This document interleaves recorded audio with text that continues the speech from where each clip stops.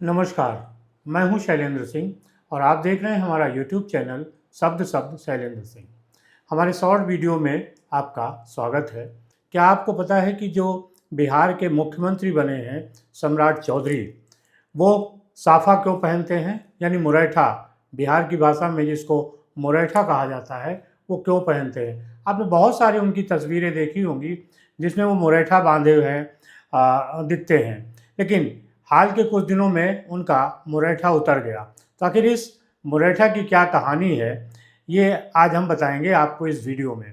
लेकिन जब हम इस कहानी को शुरू करते हैं तो उसके पहले हम आपको थोड़ा पीछे ले जाते हैं नंद वंश की तरफ। नंद वंश के राजा थे घनानंद और उनके दरबार में एक बार चाणक्य गए तो चाणक्य का अपमान हुआ। उसके बाद चाणक्य ने कसम खाई कि हम नंद वंश की जड़ों में मट्ठा डाल देंगे, यानी उस वंश को मिटा देंगे। और फिर उन्होंने वही किया। उसके बाद ही चंद्रगुप्त मौर्य सम्राट बने। सभी को ये कहानी पता है। इसी से जुड़ी कहानी है बिहार की, जिसमें सम्राट चौधरी जो अब बिहार के मुख्यमंत्री हैं, उस समय वो भारतीय जनता पार्टी के प्रदेश अध्यक्ष होते थे।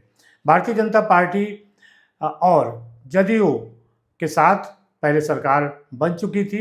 उसके बाद 2020 में जब विधानसभा चुनाव हुए बिहार के, तब नीतीश कुमार भारतीय जनता पार्टी का खेमा बदलकर राजद यानी राष्ट्रीय जनता दल के साथ चले गए। राष्ट्रीय जनता दल के साथ गए और मुख्यमंत्री बन गए। उस समय सम्राट चौधरी ने ये कसम खाई कि हम जब तक नीतीश कुमार को मुख्यमंत्री पद से हटा नहीं देंगे, तब तक अपना ये मुरैठा नहीं उतारेंगे। और उसके बाद उन्होंने मुरैठा यानी साफा बांध लिया। कहानी पलटी और नीतीश कुमार भारतीय जनता पार्टी के खेमे में आ गए। वो जो भारतीय जनता पार्टी का गठबंधन है एनडीए, उसके सदस्य बन गए। वापस आए, वापस आके फिर मुख्यमंत्री बन गए। अब समस्या खड़ी हो गई कि सम्राट चौधरी के ही पार्टी के सहयोग से नीतीश कुमार मुख्यमंत्री बन गए। ऐसे में सम्राट चौधरी के लिए अब उस कसम को याद दिलाना और याद रखना बड़ा मुश्किल हो रहा था। तब उन्होंने करीब 22 महीने के बाद अयोध्या में उस साफा को उतारा।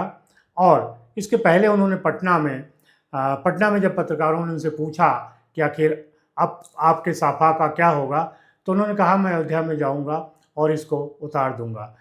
सम्राट चौधरी ने वही किया जो उन्होंने कहा था।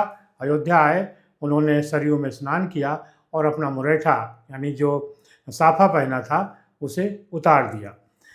उनकी कसम तो पूरी नहीं हुई, क्योंकि नीतीश कुमार मुख्यमंत्री की कुर्सी पर थे, लेकिन पाला बदल चुका था।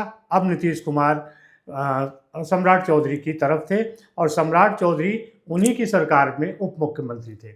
इसीलिए कहा जाता है कि अगर आप कोई बात ऐसी कर रहे हैं तो उसे समझ बूझ कर करिए, क्योंकि कब कैसा पासा पलट जाए इसको कुछ कहा नहीं जा सकता है। आज वही सम्राट चौधरी जब नीतीश कुमार के हटने के बाद बिहार के मुख्यमंत्री बने, तो बार बार ये कहते नहीं थक रहे हैं कि नीतीश कुमार की अगुवाई में, नीतीश कुमार के साथ उन्होंने बहुत कुछ सीखा। और जो नीतीश कुमार के दिशा निर्देश हैं, नीतीश सरकार ने जिस तरीके के काम किए, उसी पर वो आगे बढ़ेंगे। लेकिन एक दौर वो था जब नीतीश कुमार को मुख्यमंत्री की कुर्सी से हटाने के लिए सम्राट चौधरी ने साफा पहना था। नीतीश कुमार बिहार के मुख्यमंत्री के पद से हट गए हैं और उनके हटने के बाद ही ये कुर्सी सम्राट चौधरी को मिली है।